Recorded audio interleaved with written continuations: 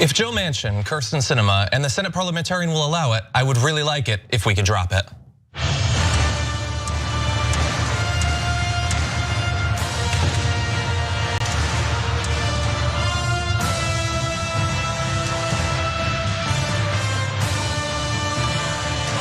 Isn't that awesome? They gave us an intro, that's it. We're not getting anything else, but we got that intro. Well, that's actually not true. I'm surprised you got all 3 blocks down, John. I thought it was just gonna be 1 and then cut. Maybe like 2 blocks for 1 year. But anyway, we do have 2 other great things. We've got Senator Nina Turner. Nina, it's always great to have you here. Thanks, John. And Francesca Fiorentini, not only of the Bituation Room, but also I hear tell of a Twitchuation Room. Tell us about it. Yes. Oh yeah, Wednesdays at 1 Pacific, 3 p.m. Eastern. The Twitchuation Room is on Twitch, obviously. That is twitch.tv/TYT. So go there, and of course, every relation to my podcast, The Bituation Room. So yeah, it was super fun, and I'm excited for more shows. Oh, that is awesome. I love that we're continuing to build out our sort of like Twitch programming. Like pretty much every day, I think at 1 Pacific, 4 Eastern, you know that there's gonna be something awesome there, and I love that. And I'm very much looking forward to doing the show with both of you. Thank you for being here. Thank you for your time correction as well, John. 4, yeah. I count. I could also be wrong. Anyway, so look, we're gonna have an awesome hour, and we're gonna get mad. Well, that's the news. That's what we can do. But there's good reason to.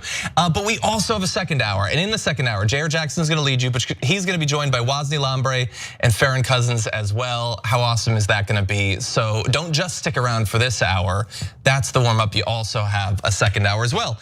But with all that said, are you 2 ready to talk about some news? Ready to rock and roll. Okay, let's do it.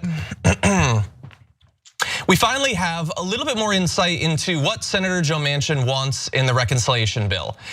Basically nothing, or at the very least, he'd be satisfied with nothing. And that's not just me reading his behavior, his whole total vibe and all that. This is what he is saying to other senators. So he and Bernie Sanders apparently squabbled behind closed doors on Wednesday, with Manchin using a raised fist goose egg to tell his colleague he can live without any of President Biden's social spending plan. And we're finding this out because other senators were there too. Jon Tester, Chris Coons. So Tester said, Joe said, I'm comfortable with nothing, while Bernie said we need to do $3.5 trillion. The truth is both of them are in different spots, said Tester. Thank you, Senator Tester. We had not known that in detail over the past few months. But apparently, yeah, Manchin said, I'm comfortable with 0 and did the old goose egg. The great thing about that is that Joe Manchin is free to just say that behind the closed doors. He can cut the programs, but he never has to go across West Virginia, stopping at the homes of people struggling in a variety of ways. It's a place of great poverty, and tell them all, I'm happy if you get 0, door to door 0. That would be fine with me. And so, look, some of this, we've known that he has problems with a lot of these programs, and we're gonna run through a bit of the specifics of what he wants cut. But I just love the call that he is comfortable with 0. He doesn't need it. He is literally a millionaire, Nina Turner. John, I mean, he is set for the rest of his natural life. And so are his children, and most likely his children's children and children's children. So he could have, this is just flagrant indifference, just straight out indifference to the suffering of people in this country, and even especially in his own district. As you know, the state of West Virginia is the 6th poorest state in the United States of America. Lots of poverty there, struggle. We know at one point the coal miners were striking. They may still be striking right now, but a lot of needs are there. So he can just have this cavalier attitude about the social programs that the president is trying to push, because there's no skin off his nose, so to speak. Yeah, Francesca? Oh yeah, I mean, he is This is a zero. This is like his heart. This is his like empty little heart. That's what the goose egg is. It is like, oh, nothing there. Not like so many Republican senators, right? Except he's a Democrat. And this is what Democrats, and actually this is what conservatives, whether it's a conservative Democrat or it's a conservative Republican, hold over progressives and other Democrats who actually care and independents who actually care every single time, which is, oh, we could also do nothing. How about that? How about everyone dies and starves instead of just a few people? And so then progressives are sort of crawling back to the table, and the negotiating table, like Bernie Sanders, is he can't walk away, right? Because Sanders actually has a moral compass, right? And he's one of the few senators holding it. It's very shaky. Everyone wants to pry your soul from your hand in the Senate, and it's hard or super easy if you just don't take a bunch of corporate money and have actual principles. Yeah. Although we should point out with Manchin, he has a special added layer of corruption. I mean, the vast majority of them are corrupted by their never-ending quest for more and more campaign finance donations. But for Manchin, he's literally making money off of coal himself. It's amazing. And so I'm glad that we're focusing on his zero, but we should also focus on the 6 zeros you'd need to get to the millions of dollars that he's personally earned from his own coal company. And while there has been some intermittent, reporting of that obvious that's fundamental conflict of interest. I was doing reading for this story where they were talking in particular about, for instance, the $150 billion to incentivize power plants to switch from fossil fuels to clean energy. And most of them, the vast majority of them, talked about, well, you can't get it because Manchin's not in favor of it. They never said coal company owner Joe Manchin would prefer if we keep burning coal. It's the most obvious corruption imaginable, but it doesn't really hurt him, because what percentage of his constituents do you think know that that's why we're not going to have it, know that he owns that? And Nina, you mentioned those who were striking, coal miners who were striking. Like, he supposedly loves coal. Where's he been? I haven't seen him at that. So he does care about coal, but he cares about the end result of it, not the black stone. He cares about the green bills at the end of it. And he's made so much money off of it. I just wish that was a bigger part of this conversation. Well, we're making it a bigger deal. And yeah, people should have that little asterisk, read the small print. How on the medication commercials, and it's like, read the small print. We should be reading the small print here, which is simply Senator Joe Manchin is controlled by his owner donors, and he will not cross them at all for fear of not getting the donations that he needs on the one side, on the campaign side, and on the other side to continue to enrich himself in a way that causes pain to others. That is the small print. And so, and we've talked about this before, and Jink has certainly mentioned this as well. In order to get him and also Senator Sinema to move, we should just go ahead and negotiate with the owner donors, because they're not making any moves without the approval and the blessings of the people who control them. And they don't care about the voters 100%. Or the residents in their states. No, exactly. I'll just say 2 things. One, it makes me rethink what's in the pared down infrastructure bill, right? Like the roads and bridges infrastructure. Like, if he's so against the social infrastructure, the Build Back Better Act and everything in it, and that's being stripped for parts as we speak, then what's in the very, very minimal, actual infrastructure bill? Like, who's making out on that bill? Like, which donors, which private no bid contracts are getting funneled into the fine print of that? Like, it makes me actually more dubious of the thing that is bipartisan rather than the thing, that we're working toward. It's, so it's super sus and suspect. The second thing I'm gonna say, and I've been racking my brain about Manchin for so long, I'm so sick of talking about him. I'm so sick of having to run around and figure out what's he thinking, what's in his heart. Nothing, as we've gone over. And it's the following, it's that it actually doesn't matter. In fact, it doesn't matter that our senators are corrupt. It doesn't matter that they're bought and sold. And all the rest of it, all the window dressing that a lot of media likes to do of, how do we come to the table and all the negotiations? At the end of the day, corruption is part and parcel of our political system. And that is it's a painful pill to swallow, you guys. And absolutely, it moves us to take bigger and bolder action when it comes to getting something done, because we can't always definitely can't rely on Democrats to do it. Yeah, I certainly agree. I have the same questions about the bipartisan infrastructure bill. Like, we have effectively assembled through the course of this year, progressives have assembled a club sandwich of compromises. Like, the initial 3.5 was already a massive, I guess that's one piece of bread. The fact that we just said, basically, you can have your bipartisan one, which privatizes some infrastructure and a variety of other things that are not progressive priorities. They actually go against our values. Those are the compromises we already made, and now they're cutting additional trillions. What have they had to give up? What has Sinema or Manchin or any of them had to give up? Effectively nothing. And you're totally right about the baked in corruption. I wish that, like, the little bit that you might hear through all of your schooling about corruption is about bribery. And you get this image of somebody like using their foot to like move a bag like filled with hundreds like under a bathroom stall to a person. And it's ridiculous that if Joe Manchin, like if I handed a bag with $3,000 in it to Joe Manchin, he was like, yeah, he could go to jail for that. But if he stops legislation so that he can make millions of dollars, that's cool. That's just part of the system. Isn't that messed? I almost swore. Isn't that messed up that that's the way that it works? But that is the way that it works. And corruption occasionally gets talked about very briefly. There was a congressional cycle years ago where, because of Duke Cunningham, we talked about it a bit. But almost every single one of those representatives who were campaigning on it was at least as corrupt. They've just legalized their form of corruption, and they all point at the one person who is stupid enough to make it personal.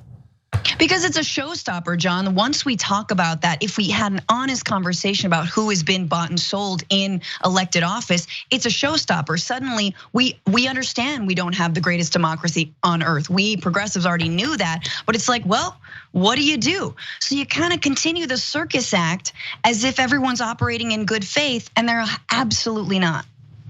Yeah, so true. And just follow the money. I mean, not only follow the money in the budget to see where priorities are, but follow the money, the trails and trails of money that lead to these elected officials. It is absolutely legal in the United States of America to bribe politicians. You got to do it a certain way, John, as you laid out. One way gets you put in jail, but the other way, let's go overseas and raise money across the waters and not deal with the policies that need to be dealt with. Senator Sinema, let's have fundraisers and wine caves, and multi extra wealthy people can just pour money and have their will done, even if the overwhelming majority of the American people who are siding right now with both the hard infrastructure and the soft infrastructure plans.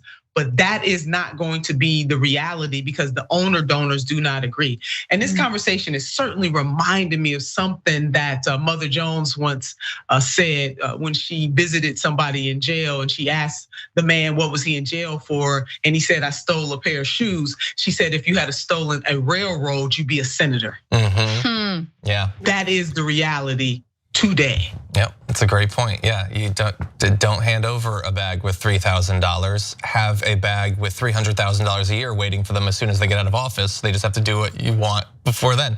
It's amazing. Anyway, they say that some sort of deal might be possible. Some of them were saying within a day. Manchin says that's not going to happen. Maybe he's had a change of heart and he wants more. That'll be fun to see. But at some point, maybe there will be a thing. And so I wanna make sure that before we go into the weekend, people have an idea of our current best understanding of what might be in and out of it. So I'm gonna list all these things and I wanna hear your reactions. So originally, there was gonna be 12 weeks paid family and medical leave, which would be by no means any sort of international record, but don't get excited, it's gone, it's down to 4. So 4 if you get horrifically ill, if you have a child, you better get that bonding in that 1 month because that's all you get. A 1-year extension of the child tax credit. Isn't that nice of them? It's incredibly popular, cuts childhood poverty. They're gonna give it to you for 1 more year. They will do universal pre-K for 3 and 4-year-olds. I hope that they get very well educated during those 2 years because the free community college is out. They're not gonna do that, but don't worry, they are going to be making it a little bit more affordable. So if you're a low income student, instead of about, I think, $6,000 a year in Pell Grants that you could have gotten, you can get $500 more. So I don't know what you're worried about like paying for college for, they're gonna give you $500 more. And Bernie Sanders wanted to have dental and vision coverage added to Medicare. They're not gonna do that, but they are gonna give you an $800 voucher for dental. So that's nice. You know it's good because it's a voucher. And the clean electricity program, one of the largest single components to deal with the climate crisis, is likely out very specifically because Joe Manchin owns the coal company. I will never get tired of saying that. I hope that you never get tired of hearing it. And that is currently what it looks like. Oh, there's also another thing that's not in it. We're gonna be talking about that a little bit later on in terms of how they're paying for all this. But that is the current shape of it in rough terms. Crumbs. I mean, we went from progressives pushing for 10 billion, and let us remind folks who are with us, this is over 10 years. So it's not all in one, over 10 years. So progressives said, let's do 10 billion, or 10 trillion, excuse me, let's do 10 trillion. Then the point was, okay, let's do 6. And now, then it was 3.5, let's agree with that. And remember at one point, Senator Manchin said 4 trillion for infrastructure should be a starting point. I wonder what changed his mind on that. So now we went from 10 from progressives, 6, everybody was kind of letting that marinate, to 3.5 trillion. Now to about $1.9 trillion. It is absolute crumbs. And you know what is going to happen once that negotiation is settled and everybody kind of gets on the same page? They're gonna be out there celebrating this foolishness. And I wanna say another word, it begins with an S. They're gonna celebrate this once again, selling out the American people, the poor, the working poor, and the barely middle class, and asking people to get giddy and excited about the crumbs from the table.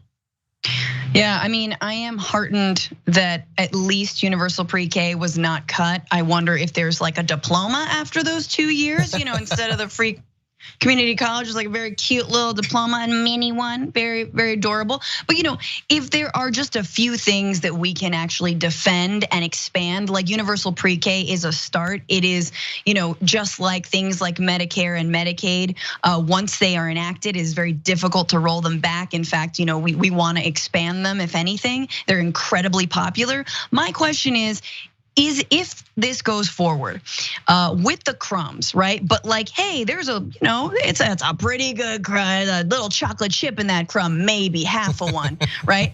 Is it gonna be implemented in time before, the political shenanigans and machinations start in, right? Meaning, are Democrats gonna actually, since they've done kind of a bad job selling this, I mean, especially the president, I know we're gonna talk a little bit about Biden later on, but he hasn't done a good job of selling it thus far. If it passes, how are you gonna actually tell the American people, guess what? This is what we've done and we are doing. And if you can't get your kid enrolled, this year, it'll be next year, or is it gonna be in 6 years? You know what I mean? Like the implementation is really key, and the narrative and the language and the rhetoric around it and how it's really being discussed. I mean, we can't even roll out a vaccine in a way that feels compelling enough. A life-saving vaccine, and granted, it's largely thanks to the erosion of any kind of medical trust, thanks to Trump, as well as a privatized medical industry. But still, right? Yeah. this administration still needs to show that they've got the language and the tools to really just put that final seal on this and make sure the American people know what's in it. Yeah, you're right. It's also entirely possible that in a couple of years we'll have Republicans opting out of free pre-K because it makes their kids magnetic or something. By the way, you make a good point about taking whatever is left of these crumbs and then selling to the American people. So why does that matter? Well, politically, not substantively, politically it matters because we're gonna have midterms and we're gonna have a presidential election. It also matters in another way, and I'm gonna end this segment on a kind of a down note that I literally have not heard anyone talking about, and I don't understand why. So Nina was totally right. This, let's say it's $1.9 trillion. That's over 10 years. That's assuming you get 10 years, because if you do nothing with the mandate you've been given, and if the Republicans take control, who is to say that they can't use reconciliation to defund the programs that Biden is funding via reconciliation? Why are we assuming that if the Democrats don't maintain control, the Republicans won't just kill all of this anyway? I don't know, maybe it's unlikely. I think it's really weird that no one is talking about that though, because before we're even at the halfway point, we could potentially have President Harris or President AOC or President Marjorie Taylor Greene. These are all possibilities we should be thinking about as well. I don't know, maybe that's getting into dark territory. Yeah. That's not gonna happen. Well, I hope not. Tucker Carlson would defund it though. Anyway, we do have to take our first break though, but when we come back, so we talked about one half of the American presidency, that's Joe Manchin. We're gonna hit the other half, the fancier purple-haired, cool dress half after this.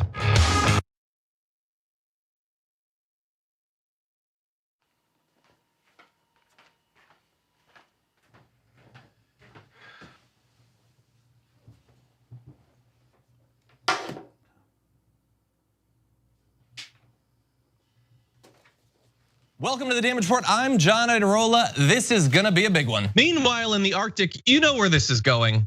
You watch the Damage Report, the Arctic's on fire. Obviously, why would we be talking about the Arctic except to tell you that it's melting once again? The Republicans aren't that interested in it. I wonder why. Lift out of poverty up to 3.7 million people, including an estimated 1.3 million children.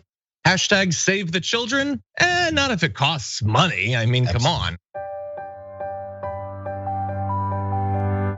At TYT, our mission is to boldly pursue truth, challenge the establishment, and drive positive change. At a time when corporate capture of our media, our government, and our politics is nearly absolute, everyday working people need a champion to fight for them and to push back against the powerful interests that threaten our democracy itself. At TYT, we're proudly progressive and call out corruption and duplicity wherever we see it, from Republicans, Democrats, or anyone else. And unlike mainstream news media outlets, we're not beholden to corporate advertisers, to defense contractors, to Wall Street, or to Big Pharma. We only have to answer to our audience, and for nearly 2 decades, we've accomplished that by delivering honest, timely, and insightful perspectives on the day's news without fear or favor, or concern for whose toes we might step on, or which powerful elites we might offend. And while we're super serious about the news, we also manage to do it in a way that is fun and lighthearted. We can do this together and serve our audience, and yes, have fun doing it.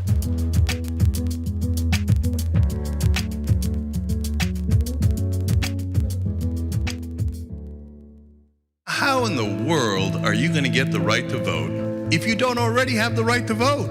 That's impossible. Reason they tell you things are impossible is because they don't want you to try. It only took 7 years for that to get an amendment to get a right to vote. Does this result in millions upon millions of Americans losing their coverage? And we've been waiting to find out, and now we know, yes, it will cut millions. Public education was supposed to be the way to equalize everyone regardless of their socioeconomic status. But if you come from a family that's poor, how are you gonna afford grade school for your kids? This fight is about fairness and morality. It's about the American values. You think that black people all across the country, in every city, were all lying when they said the police abuse us and the police kill us when they should? No, of course they weren't lying. Yes, it does happen. Yes, they do get targeted more. Why are we going to put immigrants in prison for 5 years, which American taxpayers have to pay for if we're so concerned with immigrants using up our so-called resources. We're gonna do both. We're gonna fight Trump and we're gonna fight the establishment. It's not that hard. Yes, you can do both at the same time. Go tell them.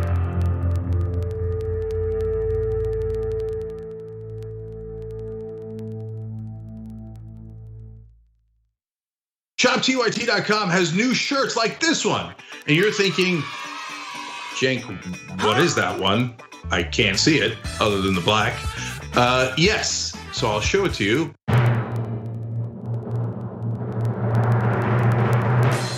If you can read this, you're not practicing social distancing. Yes! Now, you were practicing social distancing. This is over video. But overall, you get it. ShopTYT.com. Welcome back to the Young Turks, everybody. Spending some time with Nina Turner, Francesca Fiorentini. This is a great way to end the week. Thank you for being here. Anytime. Unfortunately, I'm gonna make you talk about Kyrsten Sinema, so apologies in advance. You already signed up. I don't think it would be really unprofessional for you to drop your Skype connection right now, so I think I've got you as we launch into this next story. During his town hall last night, Joe Biden called out Kyrsten Sinema, specifically because of her opposition to one of the major ways to pay for the reconciliation bill, which is raising taxes on corporations and the wealthiest individuals in America. Here's a bit of that. There's a lot of Democrats in the House and Senate who are confused about where Senator Sinema actually stands on things. And I know she's been negotiating directly with you and the White House. What is your read on her? And obviously you need her to remain positive in your direction, so I don't know what you're gonna say, but what is your read on her? Do you know where she stands? First of all, she's smart as the devil, number one. Number two, she's very supportive of the environmental agenda in my legislation. Very supportive. She's supportive of almost all the things I mentioned relating to everything from family care to all those issues. Where she's not supportive is she says she will not raise a single penny in taxes on the corporate side and or on wealthy people, period. And so that's where it sort of breaks down. So Biden is right there. She was reported in the Wall Street Journal. She's, quote, told to lobbyists she's opposed to any increase in taxes on high income individuals, businesses, or capital gains. Like anything, nothing, not like, okay, I don't want to totally reverse the Trump tax cuts, but like let's not go all the way back. Like literally not a single cent more on the wealthiest people, the people best able to weather a tax increase, nothing on them. And so I gotta throw it to you, Nina. What do you think about Joe Biden's approach to this incredibly radical position from Kyrsten Sinema? Well, that wasn't a call out. I mean, Jesus, that was a call out. It wasn't a call out. I don't even know why the headline says that he called her out. He didn't call her out. He propped her up. He commented her intellect, smart as the devil, support this, and this, but with no money, because the tax increases that the president wants to put into this bill will actually pay for those programs on the social side. So smart as the devil, but cold as ice. She actually does not care about the people. So her being supportive doesn't even matter. I mean, the stuff just didn't make sense to me. So the headline is totally wrong. It should read, Sinema doesn't give a bleep, bleep, bleep, okay, about the people in her state, let's know in the entire country. He didn't call her out, he complimented her. No, I totally agree with that. Also, is it a compliment to be called smart as the devil? Like, I think it's a backhanded compliment, you know, like, yeah, I guess so. But it truly doesn't instill confidence in that president, in Joe Biden as the leader of the party and the country, to have him sort of lay it out on the table. It's like, usually we wanna know how the sausage is made. In this case, I'm like, honey, please save it, because you need to project a little bit more authority than that, being like, well, you know, that little whippersnapper really getting into my sock. And, you know, or whatever it is, that little June bug is up my sleeve. Like, it's a little too much from him to basically say, yeah, I have one senator who has not been elected the president of the United States of America, who is effectively single-handedly thwarting my agenda that I was elected and that we have a majority in the House and the Senate to enact. Like, so I would have said, keep her name out of your mouth, man. Just say we're working hard and we're getting everyone on board, and then repeat why it is so important to pass this piece of legislation and what it would do to, to families across the country. It's a perfect platform, Joe. We don't listen to what Anderson Cooper wants to tell you. Just project some strength, man. Honestly, you think shoe on the other foot. You think about Trump up there. If he would ever let anyone be like, so you got McConnell in your ear, don't you? Trump would be like, oh no, you kidding me? So you want a little bit of that from Biden. Yeah, he wouldn't be like, oh, sorry, Anita, continue. Yeah, I just wanted to add to what Francesca is saying again. The president, this is not a typical situation that we're in. I mean, there is a global pandemic. People truly are suffering and losing their lives and their livelihoods. So we're not talking about a bustling time economically or socially where we got time for people to play games. If I were the president of the United States of America, I would let both senators know, Senator Manchin, I'm coming to West Virginia, moving to West Wing there, as a matter of fact, brother. You're gonna see me every single day. And I mean that, because you know what? Instead of playing around with you, I can play around with a real Republican. That's it, and that's all, brother. And to let Senator Sinema know, and I'm on my way to Arizona directly. Yeah, 100%. On my way. I mean, that's it, and I agree with Francesca in terms of the strength that it takes. Even Lyndon Baines Johnson, President Lyndon Baines Johnson, as complicated and racist as he was, because he was son of the South, had them tendencies. He knew how important it was, whether he was doing it just for his legacy's sake or he understood that this was the right thing to do at that moment to push through the Civil Rights Act and the Voting Rights Act. Can you imagine this president in that moment? And President Lyndon Baines Johnson had to deal with straight up racists from the South, like straight up racists. And he still was able to push through, filibuster and all. Yeah. We need some Lyndon Baines Johnson action right here, baby, right now. Yeah, we could probably sketch out 10 or 20 levels of pressure, and I don't expect him to do the top 1. I don't expect him to do the top 10, but when you've been working for 45 years to become president, at one level or another, in the front of your mind, a little bit back, that's all you've been thinking about. And you're not gonna get to do anything because of this senator. You give a little smile? No, you don't give a little smile. They're destroying your whole thing. You've spent a lifetime working for this. Don't act like it's, yeah, she's a whippersnapper. She's that beetle crawling up your arm, as Francesca says. Really fast, let me point, maybe this is me getting petty or whatever. But the smart is the devil thing. Can we stop pretending that people are smart who are not? And I don't mean that she can't do well on a test or whatever. That's not what I'm talking about. I'm saying we should expect a little bit more before we throw around a word like smart. Smart means that your brain works better than average. What else could it mean? So when you pursue a political agenda that is gonna result in environmental degradation, the destruction of American cities from climate change, increased wealth and income inequality that will exacerbate political tensions, tribalism, potentially political violence. You are creating an American hellscape. Yeah, maybe pragmatically for her for a little bit, it's good, but how smart is that?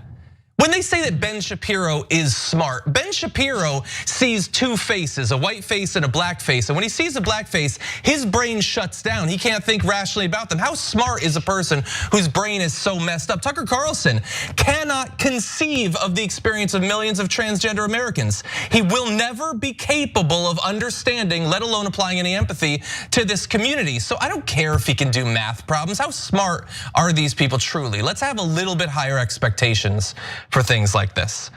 On Sinema. Amen. Thank you. On Sinema, I will say, look, obviously taxing the rich are popular. We made a bunch of graphics about it. You already know that it's popular. We're not gonna read those. I will say, I love this. I saw this, I think it was the New York Times. Yeah, New York Times, I took a screenshot of this. Sinema's tax rate blockade prods Democrats left towards billionaires tax. Shut up. She's taking away the capital gains tax. Yeah, I think she'll allow a wealth tax through. I think she'll probably just forget who she's working for when Elizabeth Warren comes in with her legislation. Shut up, New York Times. Don't try to tease us with that stuff. They're gonna do a wealth tax. We can't raise the corporate tax rate 1%, you bunch of liars. But anyway, I just wanna throw a little bit more hypocrisy on there. Maybe this can factor into the smart thing too. Back in 2017, Kyrsten Sinema was really mad about the Trump tax cuts. Remember, she voted against them. The ones we can't get rid of, she voted to stop it, saying today's tax bill adds 1.46 trillion to the national deficit, raises taxes on hardworking families, and cuts nearly 25 billion from Medicare. Washington failed again to do the hard work and find real solutions for Arizonans. I guess she's found real solutions for Arizonans. And way back in 2011, a decade ago, she had said asking big corporations and the rich to pay their fair share is common sense, not class warfare. So one of two things happened. Either she lost her common sense or the class warfare continued and they took over the territory that is Kyrsten Sinema. What an indictment. Yeah, I mean, what an indictment of the Democratic Party to have these kinds of Democrats. I mean, it lays bare, I know some of the critiques that you, Senator Turner, and that Bernie Sanders brought up in his multiple campaigns, and that's why he ran for president twice, right? It is to say that the Democrats have strayed from their once mission of helping the working man, of helping, everyday people, of not being in the pockets of big corporations. And what an indictment that you have these two people out in front. And so we all talk about Trump. Trump has imploded the Republican Party. What if he runs again? Ha ha ha.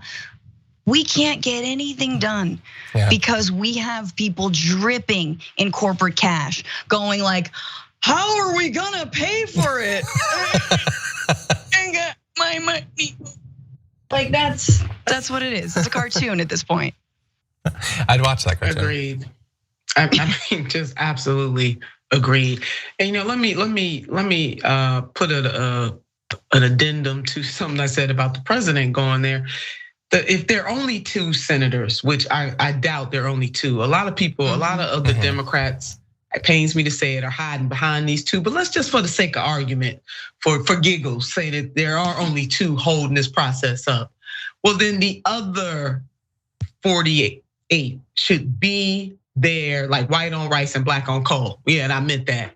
All up in West Virginia and Arizona, doing what Senator Bernie Sanders was able to do when he smoked out Joe Manchin, his complaints about, why is he writing an op-ed in my state? He writing an op-ed in your state because you're not doing anything, and he calling you out, brother. That's exactly what he's doing. Imagine if the others in the Senate, the Democratic Senate caucus, joined forces with Senator Sanders and did the exact same thing to these folks. Show them no mercy. Right. Yep. Why isn't there an op-ed with 48 signatures? That's it. That'd be powerful. I mean, 100%. I mean, you got Bob Menendez of New Jersey, who is against lowering the cost of pharmaceuticals, who is against allowing Medicare, the program, to negotiate the price of medicine to get a lower rate. I mean, so it's like, again, Senator Turner's right. There are so many other senators there, Democrats, who are like, yes, it's all about Sinema and Manchin. Totally, yeah. No, and look, I'm glad that we have Senator Nina Turner here. We need Senator Nina Turner there. That's what we need. You'd be writing those op-eds. Okay, related to this though, the increase in any of the taxes whatsoever isn't the only thing that they're standing against. Another type of much needed reform is also there. So let's jump into one more quick story. At his town hall, Joe Biden talked about the filibuster, which is currently stopping pretty much everything from happening. Most recently, the compromise of a compromise voting bill that the Republicans successfully blocked with a filibuster this week. Here's what Joe Biden had to say about that. But I also think we're gonna have to move to the point where we fundamentally alter the filibuster. The idea that, for example, my Republican friends say that we're gonna default on the national debt because they're gonna filibuster that and we need 10 Republicans to support us is the most bizarre thing ever heard. I think you're gonna see, if it gets pulled again, I think you're gonna see an awful lot of Democrats being ready to say, not me, I'm not doing that again. We're going to end the filibuster. But it's still as difficult to end the filibuster beyond that. That's another issue. But are you saying once you get this current agenda passed on spending and social programs, that you would be open to fundamentally altering the filibuster or doing away with it? Well, that remains to be seen. But when it comes to voting rights is equally as consequential. When it comes to voting rights, just so I'm clear though, you would entertain the notion of doing away with the filibuster on that one issue? Is that correct? And maybe more. And maybe other issues. Okay, so right there, you hear him say he would be willing to do it for that and many more. And he said that you might have at some point, I don't know why we would still need things to prod the Democrats into supporting this. What have they not seen that they yet need to see? But the issue is that you can get as many as you want as long as you do not get all 50. And you don't have all 50, they're not gonna reform it. Manchin and Sinema, and like Nina Turner was saying earlier, probably 2 to 6 more are not gonna do it, even for carve-outs for things like voting rights. Meanwhile, our voting rights are getting shredded, which is not only objectively wrong in a democracy, but will also make it substantially harder for the Democrats to win the elections necessary to get into the Senate to eventually reform the filibuster. It's an amazing self-fulfilling prophecy in that way. So he seems okay with the idea, but we're no closer to actually getting it done. Not based on anything that I've seen, but feel free to let me know if you disagree. No, and there it is. I mean, you just laid it out, John. It makes no sense. All roads lead back to voting. So in order to vote, to elect people who hopefully might do something on behalf of the people, we got to make sure that voting is expanded and protected. We know throughout the states in this country that Republicans are absolutely having a field day with it. We also know historically the filibuster has been used for very racist means. I mean, most often used to stop civil rights legislation, just period. So they should have been taking care of this. Now, the point that he's making about getting the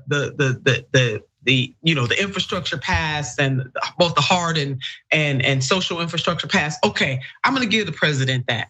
But at the same time, making it very clear that we cannot continue on this course. It is very disruptive to the whole of democracy. And the fact that For the People Act is going nowhere, the John Lewis Voting Rights Act might go somewhere. They allowed Manchin to introduce a watered down version of For the People Act that does nothing with dark money. Asked the brother to bring 10 Republicans. He had one job to try to bring 10 Republicans across the line to pass his version of the legislation. Why they would give this man this kind of deference just absolutely boggles my mind, especially since it has been revealed that he thinking about going independent any daggone way. Why are they letting this man be the shadow president? He out of the shadows. He just flat out acting as if he's the president. But let me just get one more thing. Back to President Johnson, what he said about voting. A man without a vote is a man without protection. Let me throw people in there, but people without a vote are people without protection. That is it. All roads lead to two things. We need campaign finance reform, and we need to make sure that we are expanding and protecting the ballot box. They go hand in hand. And the fact that these people don't get that and understand that enough, and the African American community in particular, not the only issues that we care about, but historically voting and the way we got the ability to be able to vote in this country is so deep seated in our liberation in this country. And overwhelmingly, we support the Democratic Party disproportionately. Other people will dance and date other folks. We got a wide coalition, don't get me wrong, but African Americans are the loyalist base of the Democratic Party. The fact that they are not putting a higher premium on ensuring that voting is secure and expanded and getting away and getting rid of the filibuster boggles my mind. Yes, especially when they consistently rely on the African American vote time and time again, and propping up people like Kyrsten Sinema and Joe Manchin to come through. Please make the calls. Please do all this. We're gonna get the majority. And look, what happened in North Carolina or in Georgia. Excuse me, what happened in Georgia and Raphael Warnock and John Ossoff. And the amount of effort that took, and the grassroots organizations, from Black organizations to Asian American organizations to Latino voters, just everyone. It was such a group effort. and they're squandering it, right? And just again, his stance in that town hall. I mean, I don't know, they need to do these in the morning or something, or whenever he's at the peak, because he's just so defeated. Yeah, maybe more. I don't know, doopy doo. Like I'm so unconvinced. And I know a lot of media outlets are like, hey, maybe this will really do something, and they're very excited about it. I don't see a man who is convinced. I don't see a person, a politician who is going to lead this charge. I see someone who feels already defeated around the things that he's trying to get done. Yeah. And he's allowing others to stymie him.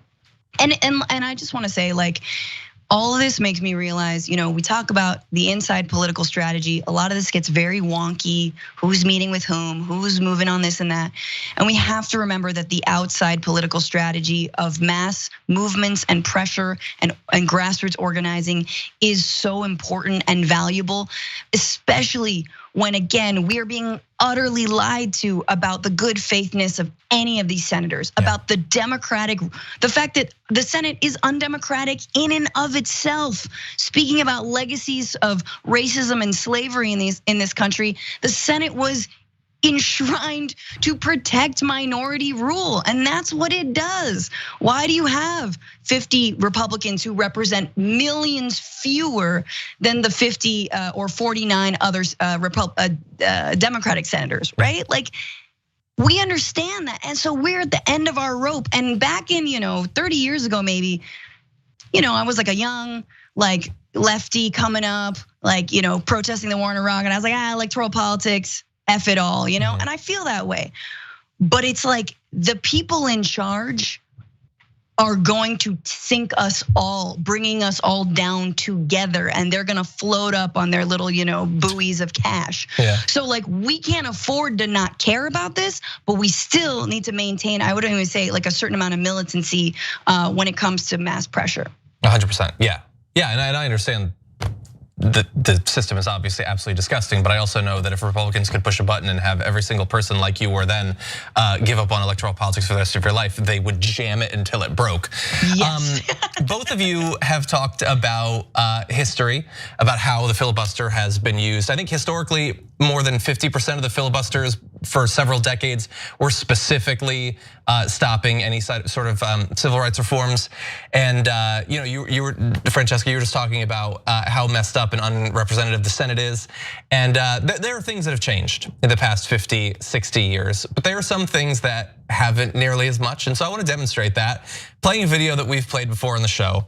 And it has to do with a bunch of racists and some moderates using the filibuster to protect the voting suppression that's going on. This is a video of Martin Luther King Jr. And other than that, it could be played today and be just as accurate about what's going on. Take a look at this.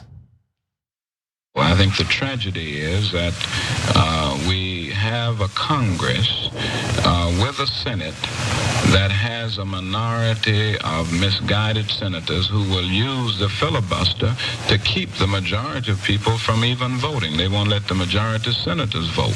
And certainly they wouldn't want the majority of people to vote because they know they do not represent the majority of the American people. In fact, they represent in their own states a very small minority. It's 100% true.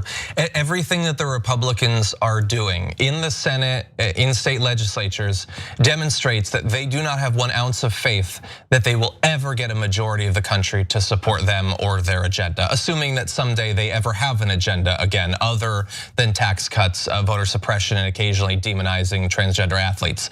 Other than that, they have nothing. They don't feel the need to get anything because they are every day building on the multi-layered, unrepresentative, biased system that we have. And it comes in a lot of different forms, the Electoral College, the fact that you can gerrymander, the inherent system of representation in the Senate, all of this. And they've been adding layers of voter suppression to it for decades and decades and decades. It was bad in 1963 when that video was recorded, and it's gotten worse basically every year since then, especially since the Supreme Court decided that I guess states aren't racist anymore and you don't need the Voting Rights Act. And the last couple of years might be the worst of all. And the Democratic Party has an obligation, a duty to be the only party to stand up for democracy. If you're not gonna have two, you should at least have one, and they're not doing it. Kyrsten Sinema and Joe Manchin and a few others would prefer to have the filibuster as a shield, not a shield that protects democracy, but a shield that protects them from ever having to do anything in the Senate. And if the cost of that is that the voters of Georgia, who've done unimaginable work to finally elect 2 senators, if that gets taken away in the next cycles because of the new voter suppression, then he's fine with that. If Texas, which has been trending blue, if they halt that in its tracks, then that's fine. If they can flip Arizona and some other states by making it so difficult for Democrats to vote, Joe Manchin and Kyrsten Sinema aren't gonna lose any sleep over that. And that could not be any more clear. But as Francesca said, Joe Biden, if he understands these stakes, he's sure not acting like it. Any other thoughts? I mean, there it is. You just laid it out.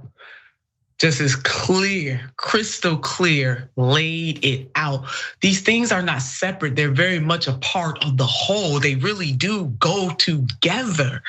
And that is what we need the Democrats to understand. I believe that the Democrats are going to get handed next year in 2022, because another point that Francesca made, that even if we get the crumbs, how they put it out there, when do the everyday people feel the impact of the crumbs remains to be seen, and will it be in enough time to actually sway the voters that their material conditions have changed or will be changing soon? That is going to impact 2022. Yeah. Democrats need to wield power. It's finite. You don't have it all the time. And really the difference between the Democrats and the Republicans wouldn't give a care. They're gonna wield that power. I mean, Senator McConnell is wielding that power. He got an ironclad lock on his caucus. They don't give it. And I wish the American people, although I'm a Democrat, had more of a choice. But they really, because the Republicans have lost their ever-loving minds. And the Democrats ain't far from it, because they're not wielding that power that was given to them. And yeah, Georgia brought it on home, but I think it's going to be squandered. And Democrats are going to have a serious awakening that is beyond politics, because it has consequences to the people who depend on the government to stand up for them and do their bidding. They're going to get handed in 2022. Yeah, I agree. Super fast, we're at a breaking point for sure. And this pandemic proved that we don't have a country anymore. And I'm reminded of the quote, it's either socialism or barbarism. It's either democratic socialism, it's actual social programs for the people, or it's barbarism. And it's all the kind of warfare that the crazy Republicans, as Nina Turner said, who've lost their damn minds, what they're pushing us to. So make a choice. Yeah. Well, we're gonna take our second break. We come back, a little bit more for you after this.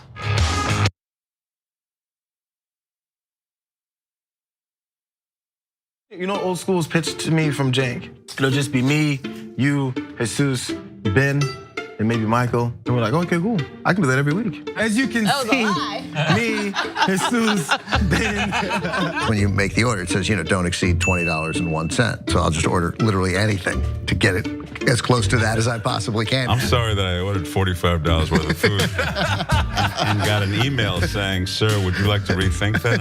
What are you talking about? I was in hell. I was just like, oh my God, the theater's empty, nobody's here. Everyone on screen keeps fucking cursing. Why did I let this happen? And the whole thing looks like it was shot through a glass of milk.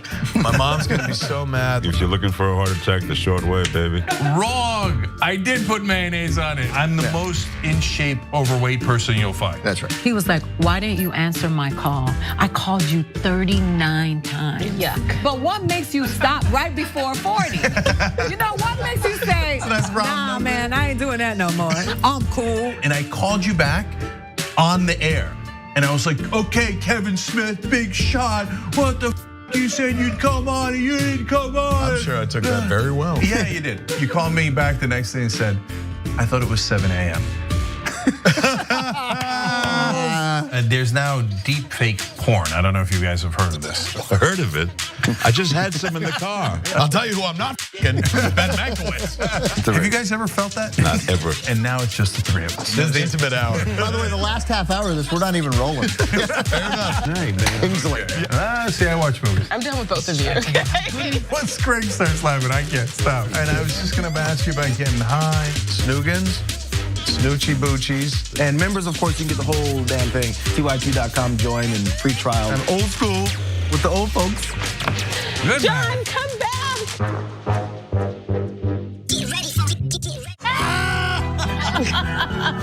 Field goal here. It's time to switch to beer. Oh, man. Oh, God. Do your best. He's a little like... Let's go! Oh. No one's happy now. Give him another try. Oh. Wow. This is the weirdest game.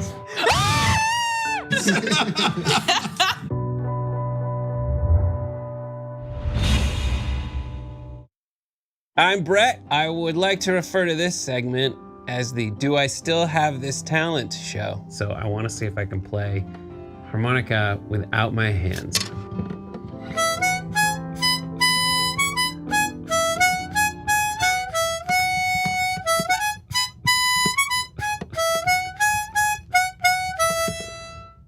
I don't know why I have that. Nothing's gonna be more impressive than that. I can also spin a basketball on my finger. While drinking. I'm gonna spin a basketball on my finger while drinking apple juice. You can do this, dude. It's also flat. I don't know if that helps or hurts. And it seems to be somewhat wobbly. Ta-da!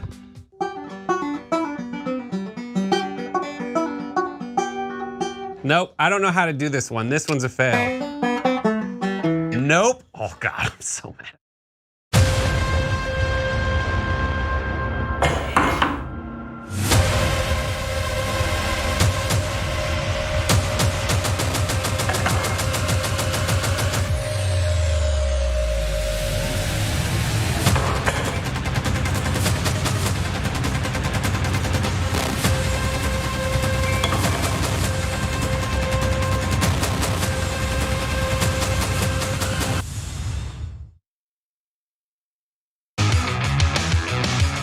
Everyone to what remains the first hour. It's me, Nina Turner, Francesca Fiorentini. Great to have you all here.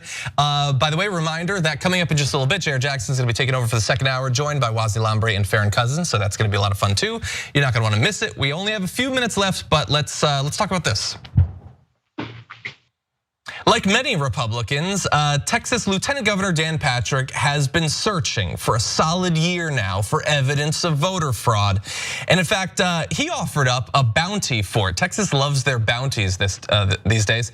He offered up $1 million in reward money to be paid out of his own campaign coffers to, quote, incentivize, encourage, and reward people to come forward and report voter fraud. I mean, that's a big incentive. You could potentially make a huge sum of money if you could just prove that voter fraud happened. And there was obviously so much. I mean, for Joe Biden to steal the election, that's millions of votes that were falsified. It should be pretty easy. But it didn't really work out exactly like Dan Patrick thought. They did find someone who claimed some of the money, but the first person to come forward was Eric Frank, a progressive poll worker in Pennsylvania who reported a Republican for voting twice. And in the end, it was proven. Patrick's campaign paid Frank $25,000 for his tip, which led to the conviction of Ralph Thurman, a 72-year-old Republican who voted twice. His lawyers claimed he'd been tricked by poll workers into voting a second time, later admitting he had illegally voted a second time using his son's name. And apparently, while he is the first and only person, Eric Frank, to get some of this money, they gave him the minimum amount promised, just the $25,000. So, like, not only have they not got any Republicans that they can give money to, but he's really holding on to that money really jealously. But anyway, I just want to read you a little bit from Frank, who said, "It's my belief that they were trying to get cases of Democrats doing voter fraud, and that just wasn't the case. This kind of blew up in their face." Of course it did. Sweet irony. Yep. I love that. It reminds me also of some of like the Texas anti-choice stuff and like trying to put a bounty on anyone who helps a woman get an abortion or anything like this. And then a bunch of like out of state people are suing for the money, but like in order to prove that it is unconstitutional and it'll be thrown out even sooner. Like I love that. I love just like flipping this on its head. And yeah, There is not a lot of instances of voter fraud, but if you really want to go after it, well, I know a lot of Republicans who have second homes in Florida, and we know where they vote. I feel like isn't Bannon one of many who are like, yeah, I'm registered in Florida and I definitely vote in Florida. Yeah. So be careful what you wish for, but look, anything that takes money away from Dan Patrick is good. So let's get that money, everybody. Times are tough.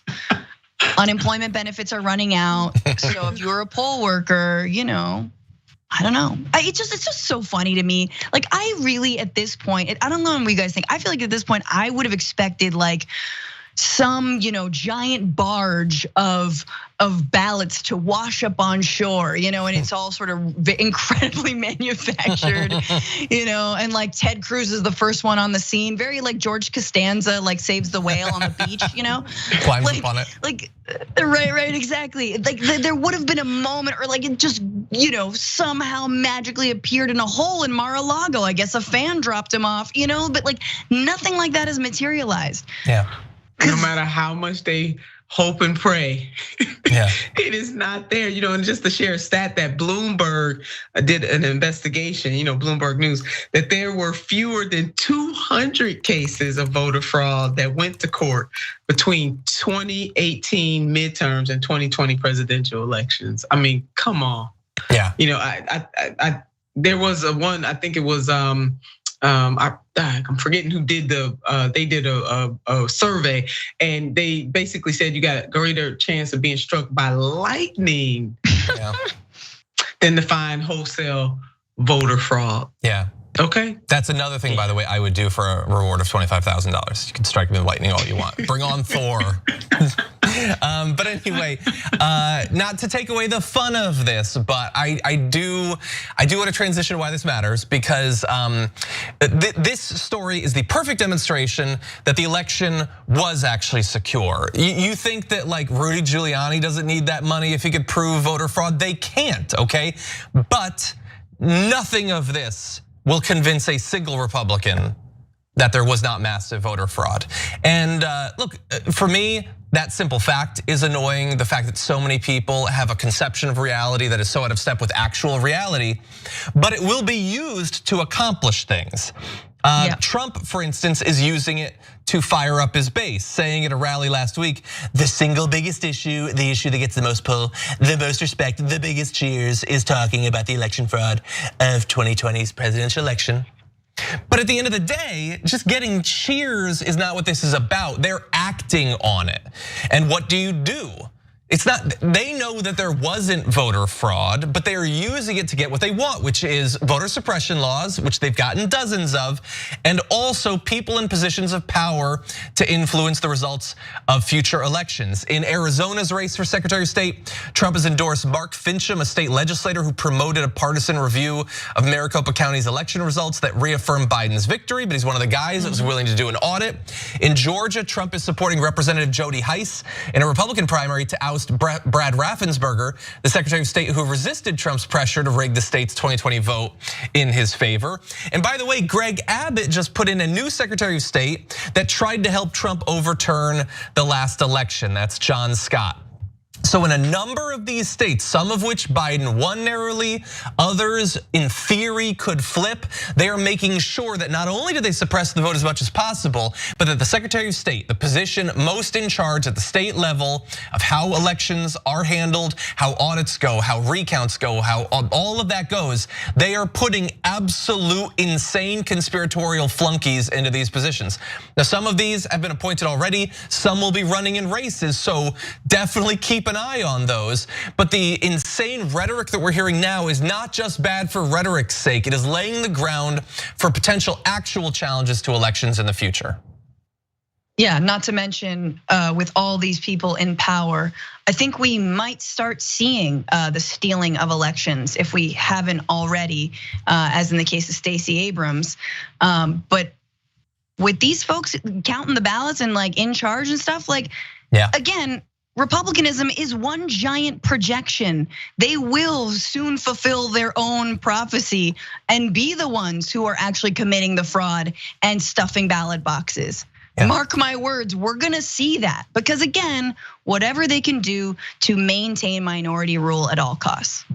Elections have consequences, and we need to focus on not just the presidency, not just the Congress, but hello, somebody, we need to focus on state legislatures and governors' mansions and secretary of state's offices, because Republicans are basically saying, even though they certainly want the presidency and they want to control the Congress, they're not just resting on that. They are actually pushing on state level to have the power and the control. And Democrats have failed to do that too. Yep.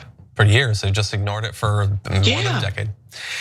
Well, unfortunately, on that down note, that is all the time we have. Don't worry, another hour is coming up. It's gonna be great. And I wanna thank Nina Turner. Obviously, always great to have you on. You've been doing the damage report a lot recently, which is a dream come true. Thank you so much. Oh, my pleasure, John. Everybody check out Power Hour on Thursdays, available to the members. Podcast excerpts come out on the following Mondays. Francesca, you've got the Twitchuation room on Wednesdays. On Wednesdays. Yeah. I've run out of my ability to speak. I actually time it so I fall apart at the end of the hour, like a Cinderella thing. But you also have your podcast. Yes, the Bitchuation Room every Sunday, 5/8 Eastern. I think that's correct. On my YouTube channel, Franny Fio, where you can follow me as well, and you can listen as a podcast too. Awesome. Thank you everyone for watching. J.R. Wozni and Farron Cousins are coming up after this, so don't go anywhere.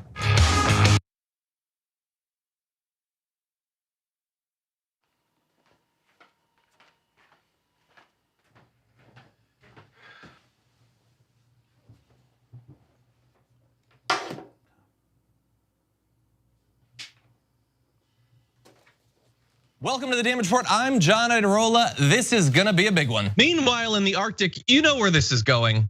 You watch the Damage Report, the Arctic's on fire. Obviously, why would we be talking about the Arctic except to tell you that it's melting once again? The Republicans aren't that interested in it. I wonder why. Lift out of poverty up to 3.7 million people, including an estimated 1.3 million children. Hashtag save the children? Not if it costs money. I mean, come on. At TYT, our mission is to boldly pursue truth, challenge the establishment, and drive positive change. At a time when corporate capture of our media, our government, and our politics is nearly absolute, everyday working people need a champion to fight for them and to push back against the powerful interests that threaten our democracy itself. At TYT, we're proudly progressive and call out corruption and duplicity wherever we see it, from Republicans, Democrats, or anyone else. And unlike mainstream news media outlets, we're not beholden to corporate advertisers, to defense contractors, to Wall Street, or to big pharma. We only have to answer to our audience, and for nearly 2 decades, we've accomplished that by delivering honest, timely, and insightful perspectives on the day's news without fear or favor, or concern for whose toes we might step on, or which powerful elites we might offend. And while we're super serious about the news, we also manage to do it in a way that is fun and lighthearted. We can do this together and serve our audience, and yes, have fun doing it.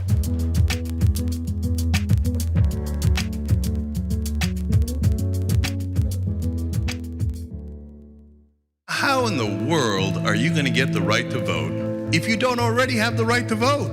That's impossible. Reason they tell you things are impossible is because they don't want you to try. It only took 7 years for that to get an amendment to get a right to vote. Does this result in millions upon millions of Americans losing their coverage? And we've been waiting to find out, and now we know, yes, it will cut millions. Public education was supposed to be the way to equalize everyone regardless of their socioeconomic status. But if you come from a family that's poor, how are you gonna afford grade school for your kids? This fight is about fairness and morality. It's about the American values. You think that black people all across the country, in every city, were all lying when they said the police abuse us and the police kill us when they should? No, of course they weren't lying. Yes, it does happen. Yes, they do get targeted more. Why are we going to put immigrants in prison for 5 years, which American taxpayers have to pay for, if we're so concerned with immigrants using up our so-called resources? We're gonna do both. We're gonna fight Trump and we're gonna fight the establishment. It is not that hard. Yes, you can do both at the same time. Go tell them.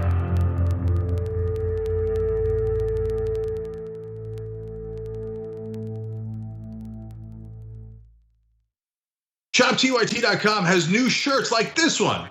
And you're thinking, Cenk, what is that one? I can't see it other than the black. Yes, so I'll show it to you.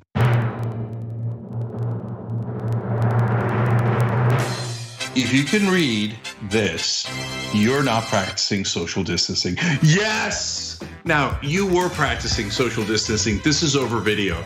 But overall, you get it. ShopTYT.com. What's going on, you guys? Let's drop it, fine.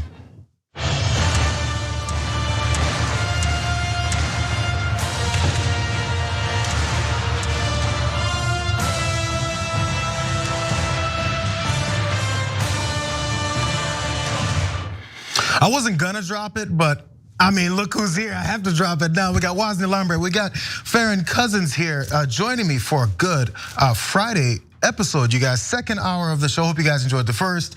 We're gonna go ahead and dig into some more stories. How you guys feeling today? I never like jumping in without letting you guys let me know how you're feeling. I'm doing wonderful. Glad to be here. It's been a hell of a week with news, so I know there's a ton of stuff to talk about, and never a shortage of just weird things happening around the country. Oh, I can't wait for weird things. Yeah, I'm feeling great. I'm obviously honored to be on here with you guys. I just wish I did a couple of push-ups, pull-ups, and dips before the power panel. I didn't realize I needed to be powerful for this. I think you start on powerful. It's gonna work out fine for you. We've done this before, man. We know what's up, Wozny. So we'll see what's going on. We'll get started with some good stuff. We're deep in this hour already. We might as well go ahead and jump right into it. If you guys are prepared and ready to go and join me, let's do this, okay? Republican Representative Liz Cheney is really becoming a thorn in the side of the wing of the party that has really given this serious pledge of allegiance to Donald Trump, especially with her work on this January 6th Select Committee. So with that work, they really have a serious urgency to make sure they really oust her from the party. We know how they've already taken away a leadership position, and of course, primary opponents have been put towards her. So enter House Minority Leader Kevin McCarthy to help out with this. Now, potentially to help out with this, let's go to the story straight from the New York Times about how he's doing this. So there's a prominent Washington lobbyist close to Kevin McCarthy, the House Minority Leader, as I mentioned, and he's warning Republican political consultants that they must choose between working for Representative Liz Cheney or Mr. McCarthy. This is an ultimatum that marks a full rupture between these two House Republicans. It goes on to say that Jeff Miller is that lobbyist's name, and he's a confidant of Mr. McCarthy dating back to the youthful days in California politics. He has conveyed this us or her message to Republican strategists in recent weeks. So in response to these ultimatums that he's tossing around, there's already been one group that has responded. So the Morning Group is a fundraising firm that Liz Cheney hired to help prepare her for a primary next year against a challenger endorsed by the former guy, President Donald Trump. They informed her last month that they could no longer work on her campaign. That's according to Republicans familiar with that particular matter. So a principal at the Morning Group, Mackenzie Jordan Dolan, declined to comment on the firm's decision to drop Ms. Cheney. As of mid-September, Ms. Dolan was still working for the Congresswoman, emailing Republican donors to promote a fundraiser Ms. Cheney held in Dallas on Monday with former President George W. Bush. So they were all in. So this group, Morning Group, was all in, even as of mid-September, so about a month ago. They were all in and down and working with her primary, her potential primary fight that she's got going on with the opponent that Donald Trump put forward. But suddenly they pulled the plug. One more point before we jump into more of this. She's just not undermining Kevin, but the whole GOP conference is what Mr. Miller said of Ms. Cheney. You're either with Kevin and the conference or the person undermining them. And this is the line that's my favorite one. You can't serve two masters, is what they're now saying.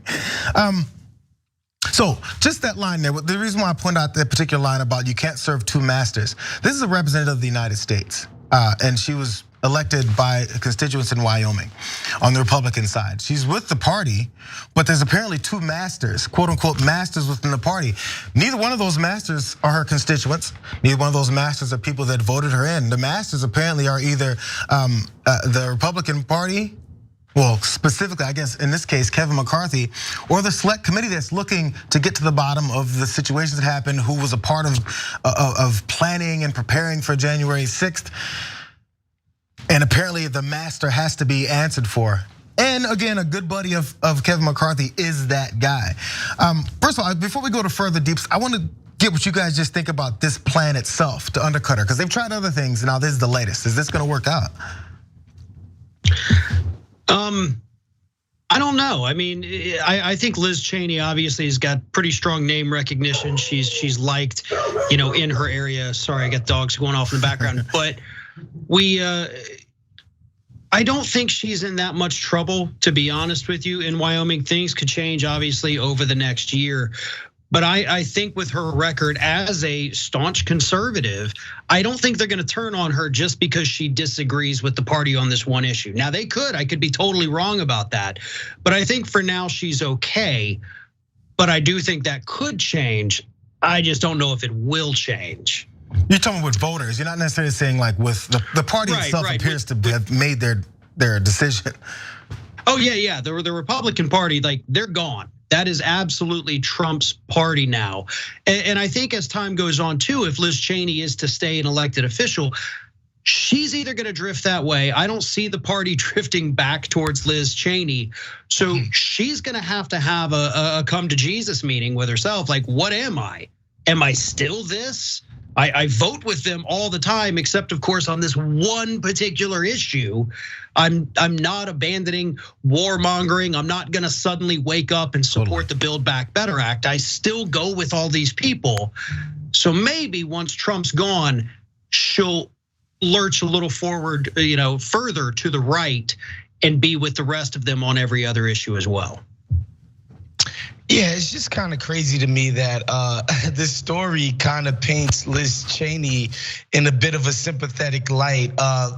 Just for the record, I could never feel bad for the spawn of dick warmongering war criminal Cheney. Like, that's just never gonna be my stance. However, I think it's fascinating that this is the type of issue that the party establishment circles the wagons for. You go against Donald Trump, we go against you. That's why whenever we hear terms like Trumpism, it's a crock of nonsense, right? There is no separation between Republican Party orthodoxy and the 45th president of the United States. I just think it's fascinating that, I think of other politicians saying like racist stuff, like Europeans are the only ones who ever contributed to civilization. Or I think of other politicians aligning themselves with a group who thought Hillary Clinton was running a child sex ring out of a pizza shop. Like, that gets you nothing. Like, you're fine in the Republican Party when you espouse those thoughts and those views, but you go against Donald Trump and you're cooked. This is and that's become the main, I guess, agenda item, principle of the Republican Party is, have you crossed Donald Trump lately? I mean, her and Adam Kinzinger are the two that are on the committee that are being targeted the most here. But so this new strategy though, but no, this has gotten serious. There's the point where they try to sway public opinion. You go on TV, you go on Fox News, you maybe even go to some campaign event where Trump is speaking and make sure you toss out Liz Cheney's name as one of those rhinos that's just not doing the right thing. But as you point out, Farron, this is just another Republican. So where's the feel sorry for? Now, Jamie Raskin, we're gonna talk about a story later where those two were involved in a bit of an altercation. And Democrats like Jamie Raskin get to a point where they're starting to defend her. Not even start to, this isn't a start. They've been defending her, and as more and more of these things come out, when you have, it looks like they're trying to cut out her legs from under her for an opportunity to even run this re-election campaign in an effective way. Not just trying to damage her in the public eye, but damage her with her actual ways of running for office again. This has gotten serious. So I'm not sure if this is prompted directly from President Trump, former President Trump, or if this is them really trying to get some attention. Hey, I'm still with you. I'm still with you, guy.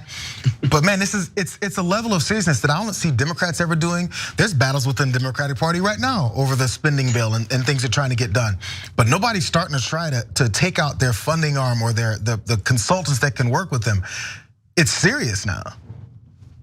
Well, maybe the Democrats ought to do that. Would that be such a bad thing if they said, hey, if you're gonna work with Sinema or Manchin, you're not gonna work with anybody else in the party. We're gonna cut you off. Maybe that is the route to go. Maybe that's how Republicans are basically able to get everybody in line. And it's a horrible line that they're in, don't get me wrong, but there is no room for dissent. And it does drive me crazy. As you talked about these Democrats that are defending Liz Cheney, praising Liz Cheney at times. She's not a good human being. Like nothing about her is good. She did one good thing, which was to admit the truth that, hey, what Donald Trump did on January 6th, what happened there was terrifying and horrifying and damaging to our country. She tells the truth one time and she gets heralded as some kind of hero. And then she proceeds to vote against every good thing the Democrats have done, which included the stimulus package earlier this year. She couldn't even bring herself to support that. So I don't think she supported. She didn't support the reconciliation bill. Of course, no Republican is going to support that. She's not supporting the things that are going to help American people. She's still very staunchly within the Republican Party. So if or when she runs for the Senate or president, whatever the hell is in her future, she's the same person. And we're gonna launder her reputation here over this because the Republicans are attacking her so hard. And maybe for the time being, I'm not against admitting or acknowledging when a Republican does something right. It's like, so I'm sure people may watch and think, oh, these guys just no matter what she does, they're gonna criticize her. So I don't think it looks like that, but there's a degree when you can say, I'm glad Liz Cheney is working with this, and she's the Republican representatives here that's working on this committee. But that doesn't mean you have to say, oh my God, she's virtuous and she's done all these things right, and I can't believe the party is actually trying to get rid of her because she's not really Republican. She's totally a Republican. Just Trump is a different kind of guy. Nobody believes in the myth of quote unquote good Republicans more than Democrats. Nobody, I promise you. Like at every opportunity, they just so desperately want to have respectable, good quote unquote Republicans. It's stupid. And I think, it should be noted that she's a House member, whereas Manchin and Sinema are Senate members. And there's something about the Senate where they do treat it like this club, right? They're all very chummy with each other, all backslappy, lovey-dovey with each other. It's the weird thing that they do in the Senate. But yeah, I would love to see Democratic Party attack dogs sicked on the people who allow Joe Manchin to, basically obstruct the president of the United States agenda. That would be a dream, but that's, we're not gonna get Democrats to, sort of roll their sleeves up and get in the mud and get their hands dirty. That's not what Democrats do. And as he does it, as we saw Kevin McCarthy here, again, this is one of his best buddies from way back in the day. I mean, there's no comment from his group. There's no comment from I think from Jeff Miller's group, I believe his name is. So it's happening right in front of you, and they don't even necessarily have to acknowledge it. They're like, hey, this is just what's gonna happen. These are the things they don't want to come out to look a certain way, potentially they're worried about, but they'll still do it. One more point about this before we go to this break really fast. So he has some connections, Jeff Miller here, this lobbyist who's working to make sure she's not on. Let's go to this last graphic here. So lobbyists declined to discuss his communications with the party, as I just pointed out, or to say if Mr. McCarthy had prompted him to issue this ultimatum. Mr. Miller, whose clients include Amazon and the Pharmaceutical Research and Manufacturers of America, does not work for the leader and is not paid by him. However, they are the closest of friends again, and they have that working relationship that has gone way back to the days in California. So he's got a bit of a Rolodex of people that he has that he can lob around and be like, anybody goes against me and whoever else I'm working with and working for and helping out in this case, you got to deal with me potentially telling my folks that I have some level of influence on that they're not gonna work with you anymore. We gotta take a break really quick. We will come back with more stories, the same awesome panel you got here, but yes, we're already halfway through oh Jesus, how does this happen so fast? But when we come back, we are gonna talk about, I'm sure everyone has heard about that tragic accident that happened on the movie set involving Alec Baldwin when we come back after this break.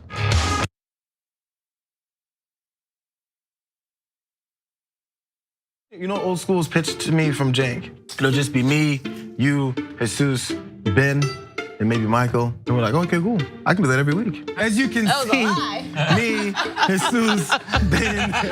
When you make the order, it says, don't exceed $20.01. So I'll just order literally anything to get it as close to that as I possibly can. I'm sorry that I ordered $45 worth of food and got an email saying, sir, would you like to rethink that?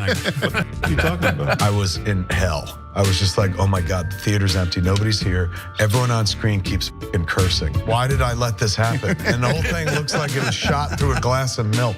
My mom's gonna be so mad. If you're looking for a heart attack, the short way, baby.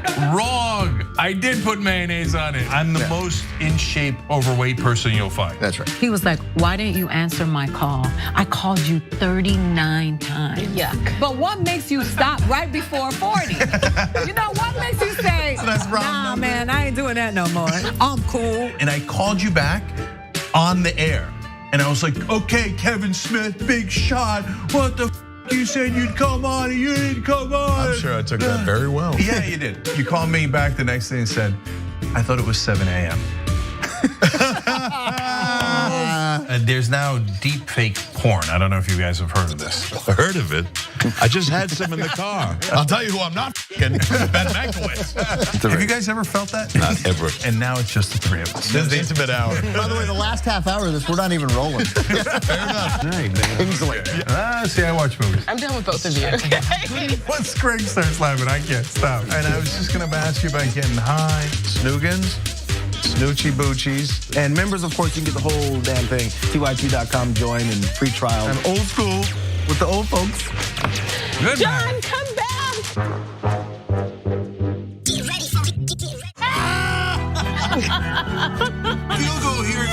It's time to switch to beer. Oh, man.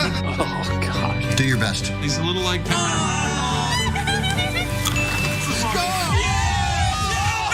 Oh. No one's happy now. Give him another try. Oh. Wow. This is the weirdest game.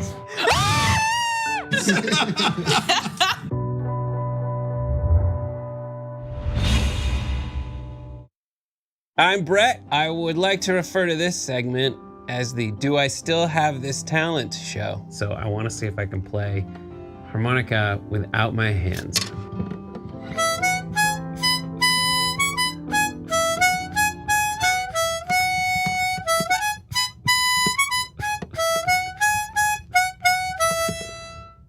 I don't know why I have that. Nothing's gonna be more impressive than that. I can also spin a basketball on my finger.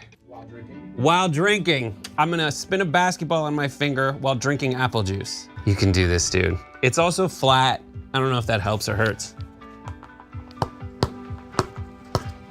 And it seems to be somewhat wobbly.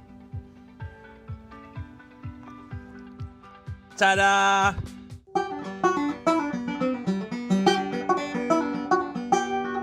Nope, I don't know how to do this one. This one's a fail. Nope. Oh God, I'm so mad.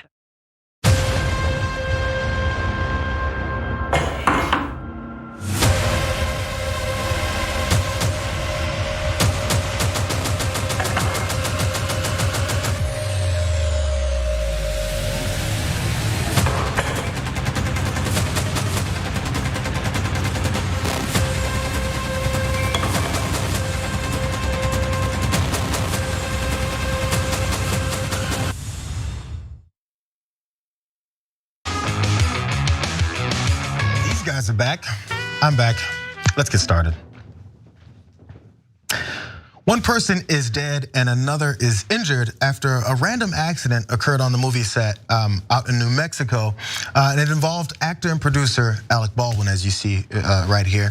And so this all happened on the set of his new movie called Rust, and it's a Western movie. It all occurred when a prop firearm on the set was discharged, and It killed one crew member and it injured the director. Let's go into more details here from CNN. So the director of photography, Helena Hutchins, who's 42 years old, was transported to the hospital via helicopter and pronounced dead by medical personnel at the University of New Mexico Hospital.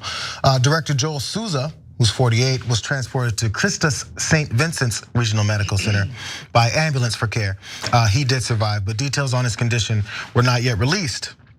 So according to the investigators, it appears that the scene being filmed in the movie with Alec Baldwin involved the use of a prop firearm when it was discharged, is what the statement said from the authorities. Detectives are investigating how and what type of projectile was discharged. The sheriff's office also went on to say that the investigation remains open and active and that no charges have been filed. So this is involving Alec Baldwin, who was producing the film and apparently was also acting in it. And there was a scene with a firearm. It went off, things went badly. So immediately when I saw this morning, the first thing I think many people thought of, because it was also trending as this story was breaking, was what happened back in 1993 with Bruce Lee's son, Brandon Lee, on the set of the movie The Crow. So while he was filming the movie The Crow, actor Brandon Lee, he was killed when he was struck by a bullet from a gun that was supposed to just have blanks in it, but it had a bullet lodged in the barrel instead, which again, it goes to this mysterious death that happened with him. And then, we know how his father died randomly, mysteriously as well. So his family, at least his sister, Brandon Lee's sister, tweets from his account, and she saw the same similarity as well. She tweeted, "Our hearts go out to the family of Helena Hutchins and Joel Souza and all involved in the incident on Rust. No one should ever be killed by a gun on a film set, period." So there's also one other instance to it, and maybe it wasn't as big of a thing, but it was also 1984. Even blanks can be deadly, CNN went on to acknowledge. Even blanks can be deadly if fired at very close range. In 1984, actor John Eric Hexum was playing around with a gun on the set of Cover Up, Golden Opportunity, and he died after putting the gun to his head and pulling the trigger, joking around. And it had some effects still there. Before we go to you guys talking about this, I do want to go to one moment. There is this specialist, or he's a professional when it comes to prop weapons and firearms and things like that on movie sets. And he was speaking with CNN about how these things work and how it potentially failed. Let's go to that really fast. In the film business, we take extreme caution with any kind of weapons. Typically, we will do a safety brief with the cast and crew. We'll introduce the weapon to the cast and crew. We'll let them examine it. We'll explain the safety precautions that go with each type of prop weapon. Typical prop load will be about 25 to 50% of the gunpowder in an actual projectile load that would be used in a regular weapon. With that in mind, there has to be safety precautions. There have to be safety distances. And at some point, there was a mishap and those were not followed. As you can see, there was some images there of Alec Baldwin on the phone. I think that was after he spoke with the authorities about what happened. He seemed apparently distraught, as you could imagine, after that went down. But also, so that he's a movie set prop master. That man's name is Joseph Fisher. He went on to talk about then how these things can happen, where even though that maybe the prop weapon is used correctly, those protocols were put in place, can still harm people. Let's listen to that. Anytime you're dealing with a gunpowder load, which is what's in a prop weapon that fires blanks, you're gonna have gas, you're gonna have heat, you're gonna have air coming out of it. Even though there's no actual physical projectile mounted on the front of that weapon, on the cartridge, there is projectiles that do come out, the powder, the gas, and those can cause physical injury within 25 to 50 feet, depending on the load.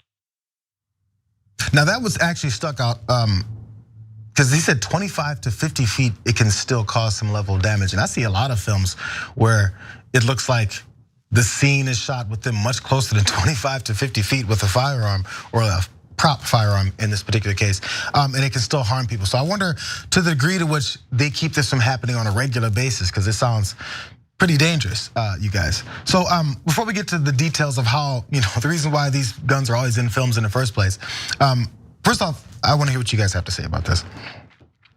Well, from what I've been seeing, throughout the day as this story kind of develops a little more, there was already an issue on the set with regards to safety of the crew.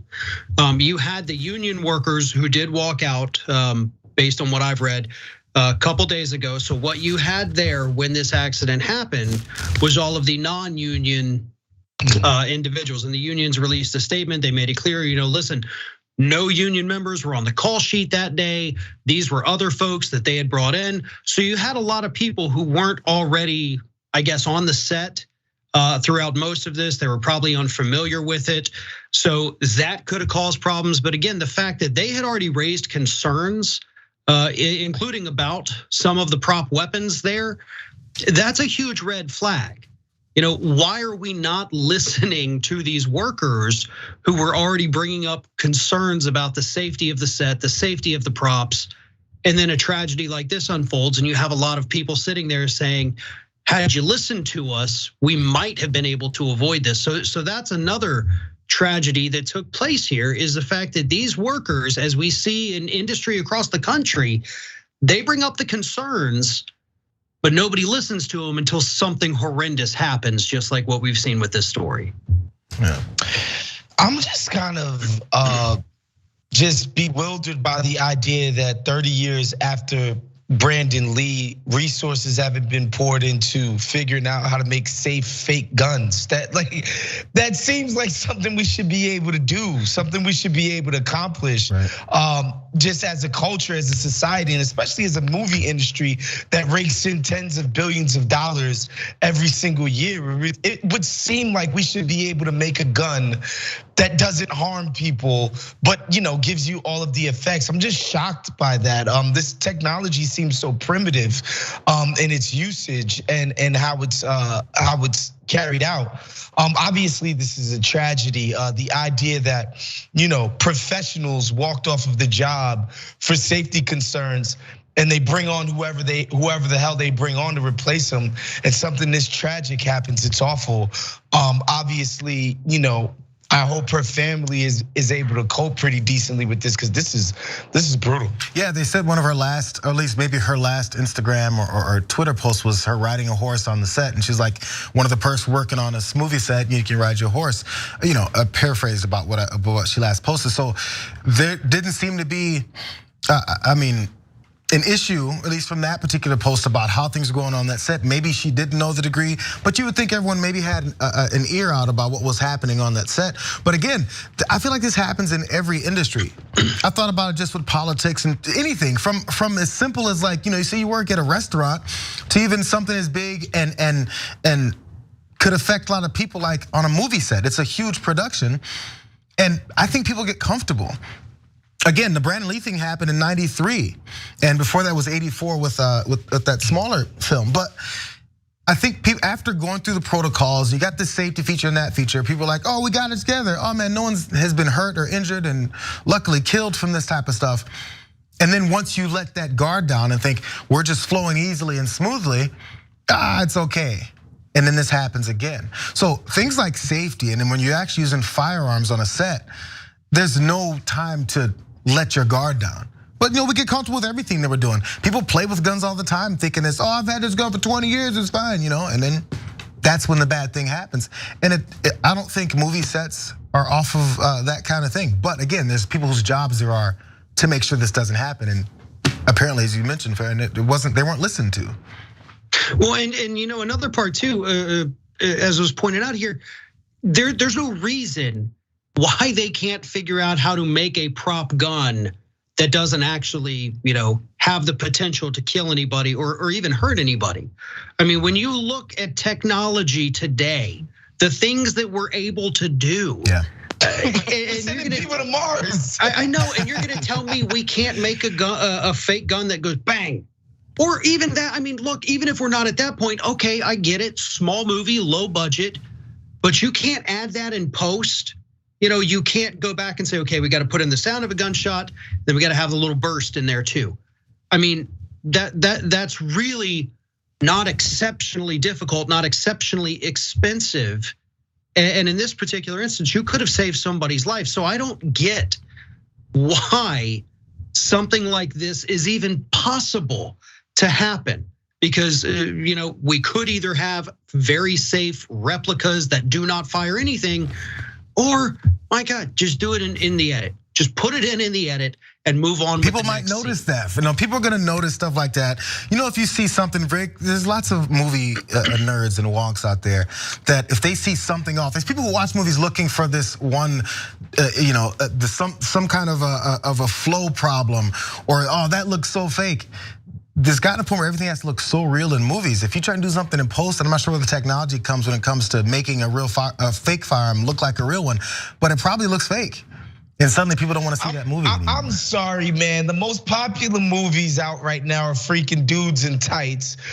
You couldn't get much faker than that MCU stuff. I don't think people really need that much realness or authenticity. And besides, if somebody's really crying about it on the fringe, we can't cater what we do to the fringes. These dorks.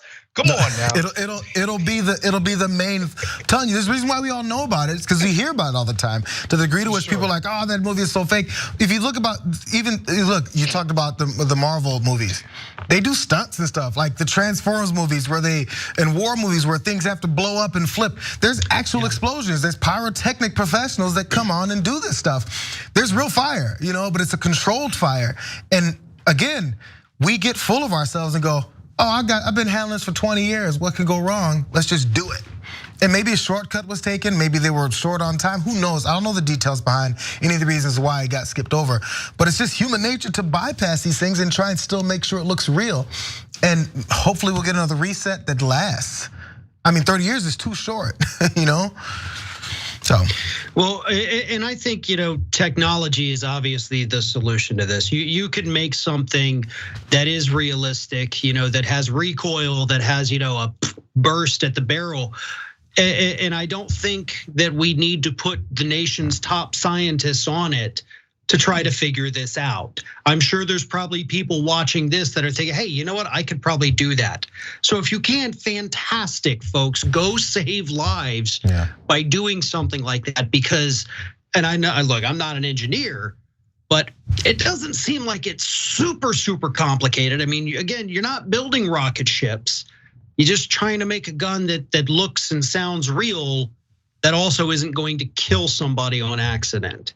We need to get those MIT homies who built those robot attack dogs. You seen those videos? Yeah. We gotta get those dudes on it, man. Every time we have those videos, I like doing it because I don't know. I just like seeing the development of the technology. So those things as we go on, see what happens and see what gets better. But no, you know what? Maybe we'll get to the point where it's done digitally, or there's a certain level of post-production to it because I feel horrible for her family. She's on set doing her job. She's a professional, and she's been doing this, and she's only 42 years old. And you lose a family member and a friend over something like this, a general oversight. And it happens. Of course, it happens to every industry, but this is a big deal. And you got a lot of people that you had to protect. Think about everyone else on that set. They got to finish this film now. It's just it's not a good feeling. It's not a good look. We were going to get into more on how the crossover from the NRA in Hollywood has their obsession with guns. It's got to be for another day because that definitely stuck out to me when it came to relating to this film.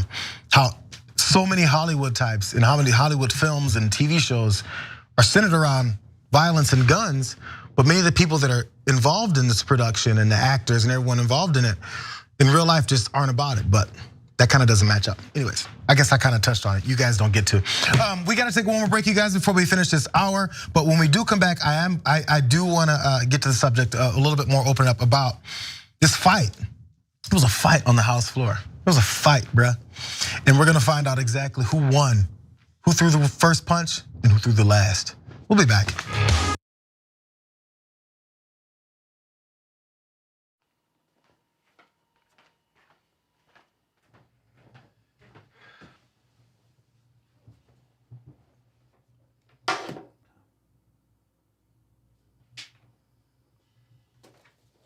Welcome to the Damage Report. I'm John Idarola. This is gonna be a big one. Meanwhile, in the Arctic, you know where this is going. You watch the Damage Report, the Arctic's on fire. Obviously, why would we be talking about the Arctic except to tell you that it's melting once again? The Republicans aren't that interested in it. I wonder why. Lift out of poverty up to 3.7 million people, including an estimated 1.3 million children. Hashtag save the children? Not if it costs money. I mean, come on. At TYT, our mission is to boldly pursue truth, challenge the establishment, and drive positive change. At a time when corporate capture of our media, our government, and our politics is nearly absolute, everyday working people need a champion to fight for them and to push back against the powerful interests that threaten our democracy itself. At TYT, we're proudly progressive and call out corruption and duplicity wherever we see it, from Republicans, Democrats, or anyone else. And unlike mainstream news media outlets, we're not beholden to corporate advertisers, to defense contractors, to Wall Street, or to Big Pharma. We only have to answer to our audience, and for nearly 2 decades, we've accomplished that by delivering honest, timely, and insightful perspectives on the day's news without fear or favor or concern for whose toes we might step on or which powerful elites we might offend. And while we're super serious about the news, we also manage to do it in a way that is fun and lighthearted. We can do this together and serve our audience, and yes, have fun doing it.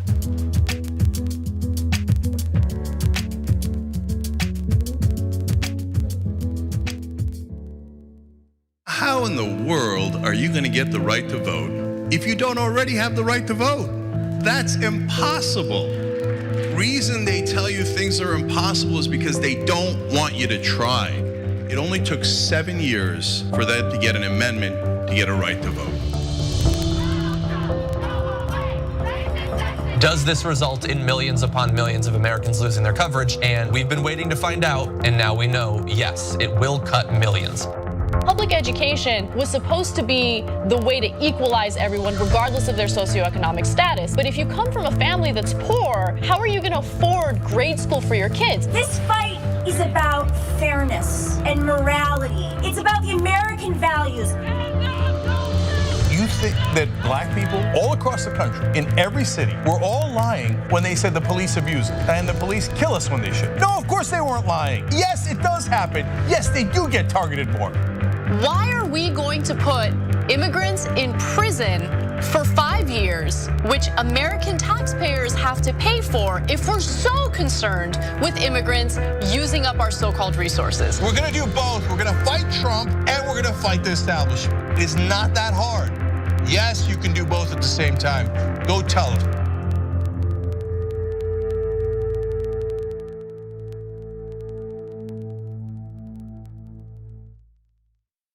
ShopTYT.com has new shirts like this one.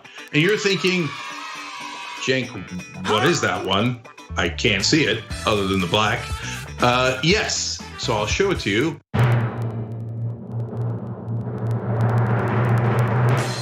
If you can read this, you're not practicing social distancing. Yes! Now, you were practicing social distancing. This is over video.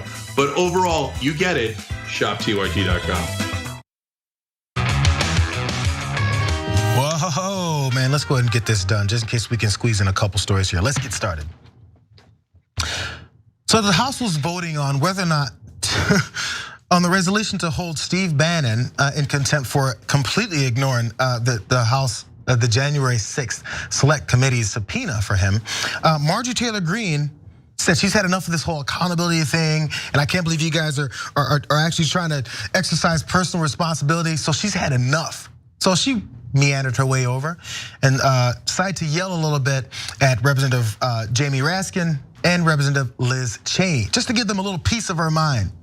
And there's a little piece of her mind. It's all it takes is about 4 to 5 seconds. So let's go to the altercation that happened. There was no sound with this, but we could see it spot shadows how Marjorie Taylor Greene approached. There's the 2 spot shadows. Marjorie Taylor Greene's on the bottom there, and she approached Raskin and Liz Cheney there, and this went further. I'm gonna go to the details of what they were saying there. So Greene first pressed Raskin. He's who led the Democrats' prosecution of Trump during his impeachment, of course, we know that, asking him when he would investigate the violence surrounding the Black Lives Matter protests. That's according to Raskin. And he says, like with Kyle Rittenhouse, who went and killed 2 Black Lives Matter protesters, he said, I'm sure there'll be an opportunity for us to go get after that. And then Marjorie Taylor Greene says, this is a joke. right?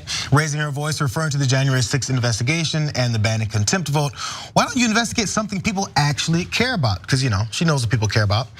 Liz Cheney then jumped in and she shot back at Green and said that she was a joke and that she should be focusing on Jewish space lasers, which was a reference to the conspiracy theory, of course, that Marjorie Taylor Greene previously had promoted on Facebook, blaming space lasers controlled by a powerful Jewish family for starting the wildfires in California, because that makes a lot of sense.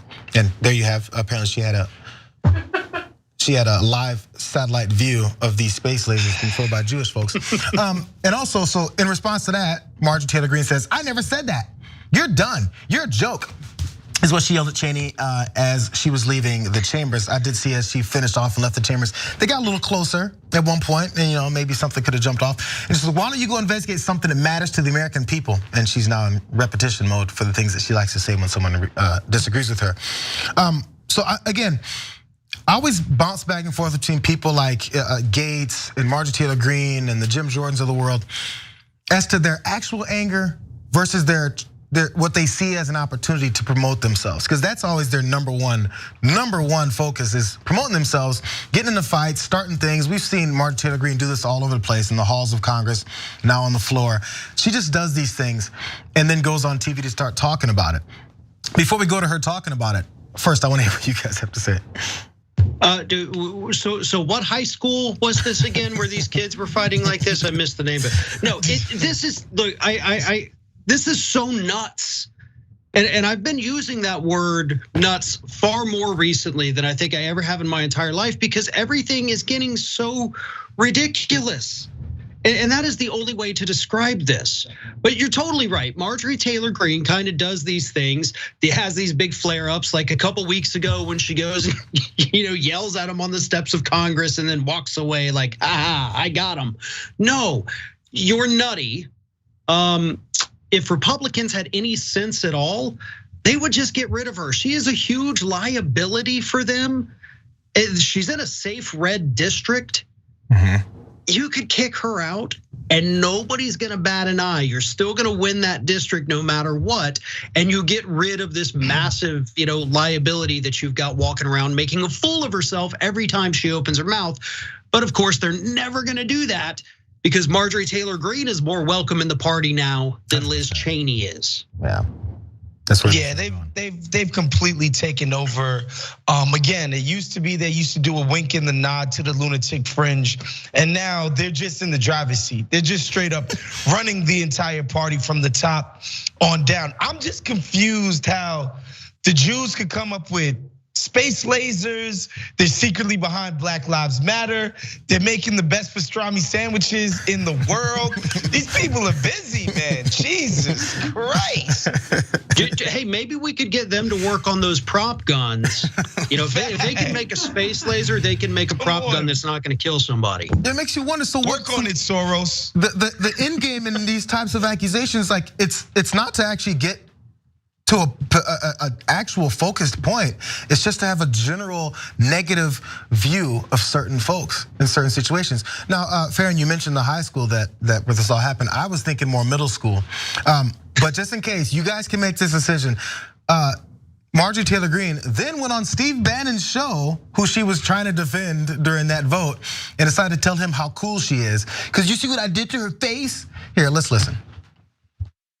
So then the vote took place, and of course, here they are celebrating, voting to hold an innocent American in contempt because you didn't go answer the subpoena and show up to their fake committee. Afterwards, when it was over, I was standing in the well on the House floor, and I had just had it listening to them lie over and over again, accusing you of organizing the January 6th riot. So I yelled at them on the House floor. I let Liz Cheney have it. I let Adam Schiff have it, and I let Raskin have it. I couldn't contain myself, and I said, you people are a joke. You don't care about the American people. You don't care about what the American people went through with BLM riots all over America, burning cities to the ground, burning businesses, looting, all the crime committed. You don't care about the police officers that were attacked in those communities. And they just like laughed it off as if I had nothing important to say. Can't believe they just laughed you off like that. It's amazing. Like you have nothing important to say. This is outrageous. Can't believe that. So good, she's retelling her story. Yeah, I really talked to him. I told him what's up.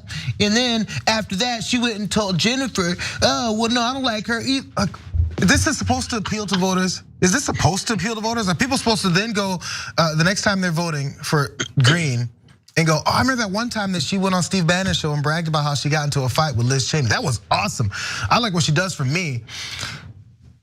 I guess to a degree it works. Look, she's here now, and it's not like she pulled a bait and switch on everyone. It's not like she came in with policy ideas and intelligence and then came in and flipped the script and became this idiot. She was an idiot from the beginning. This is what they wanted, this is what they've got. Well, she's an idiot who ran unopposed and still didn't even get 75% of the vote. So, we got to remember that part too. She didn't have anybody to run against. Even in my deep red district here, if I ran unopposed, I could probably do pretty well. But now she's got, how many people lined up so far? I think 7. There's 7 people that are lined up, 4 of them Republicans, to challenge her in next year's Republican primary. So, there's a chance. There's definitely not a chance that the Democrat or the Libertarian candidates are going to take the district, but there's a chance a different Republican might. So that's what I want to see. We know the voters in that county, that district, picked her because there was literally no other choice. So what happens when they're given the choice? Do they stick with the crazy? Or do they finally say no? Because right now you can have a little bit of sympathy for that district.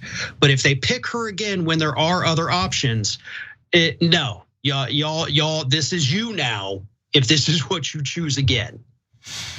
I'm just really amused by the Steve Bannon of it all, because he is just such a fascinatingly ridiculous figure. Every time I see him, I think of that meme that was circling around, back when Trump first got reelected. There's all these pictures of Bannon looking haggard, and it's next to a picture of Idris Elba, and the meme says, one of these guys thinks he's part of the master race.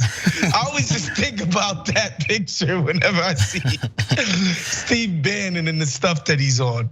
Well, I was thinking the Steve Bannon angle I was thinking was, who else?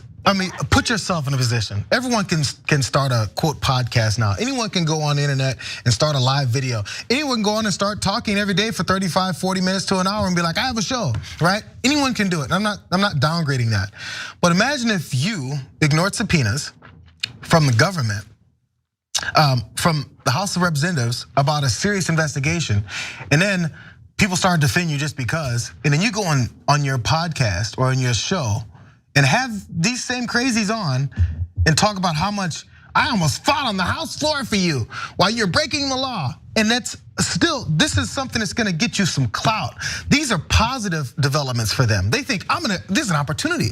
There's a criminal here, he has a show, I get to talk about how much of a criminal he is and I defended him. This is the Republican Party. I feel like he was sitting there going, yeah. My producers had you on, but please stop talking.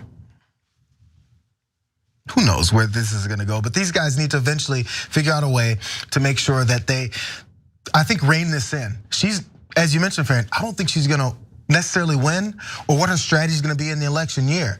But she needs to come up with something else besides, I got in a fight with everybody. Because that's her platform right now. Marjorie Taylor Greene, I get in a fight with everybody. That's the way this works. We do have a bonus episode coming, you guys. It's gonna be wonderful, trust me, because we have one or more of my favorite stories to get to. In case you're a Native American, close your eyes, plug your ears. We'll be back with the bonus episode with all of us in a moment.